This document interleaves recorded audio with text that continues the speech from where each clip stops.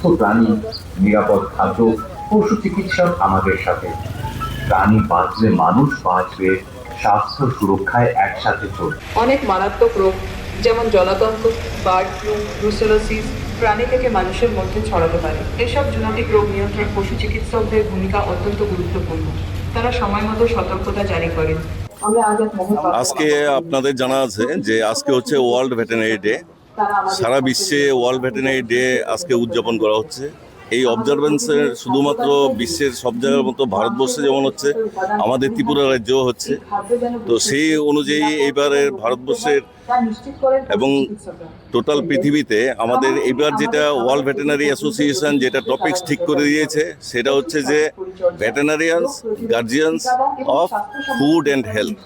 আপনারা জানেন যে আমাদের সোসাইটিতে আমরা যখন চলাফেরা করি থাকি এই পরিবেশে এবং সোসাইটিতে যদি পরিবেশ এবং আমাদের যেই অ্যানিম্যাল এই কিংডমের যদি স্বাস্থ্য রক্ষা না হয় তাহলে আমাদের টোটাল পরিবেশের সাথে সাথে আমাদের মানুষেরও স্বাস্থ্যের হানি ঘটবে।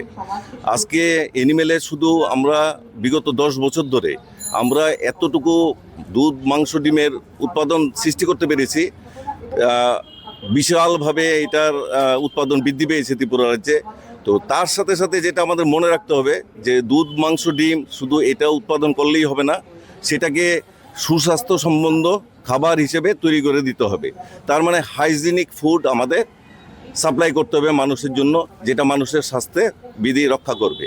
এবং আপনারা জানেন আমাদের জুনোটিক্যাল কতগুলো ডিজিজ আছে যেগুলো আমাদের অ্যানিম্যাল থেকে মানুষের এবং মানুষ থেকে অ্যানিম্যালের আসে। এবং এই জুনোটিক্যাল ডিজিজের জন্য আমাদের ভেটেরিনারি প্রফেশনের আমরা যারা নিরলসভাবে কাজ করে যাচ্ছি, এটা এরকমভাবে আমরা কাজ করছি যাতে করে এই যে জুনোটিক্যাল ডিজিজগুলো অ্যানিম্যাল থেকে যেন মানুষের মধ্যে না যায়। তাহলে ভেটেরিনারিয়ানসরা শুধু খাদ্য তৈরি করছে তা নয়, খাদ্যটাকে যেন রোগমুক্ত থাকে সেটা মানুষের কাছে যেমন সাপ্লাই দিচ্ছে, তার সাথে সাথে জুনোটিক্যাল অ্যানিম্যাল থেকে যে জিনিসগুলো যাচ্ছে মানুষের মধ্যে সেগুলো প্রতিরোধ করা এবং সেইভাবে আমরা প্রতিষেধক দিয়ে আমাদের ভেটেরিনারিয়ানরা সবসময় নিরলসভাবে প্রচেষ্টা চালিয়ে যাচ্ছে।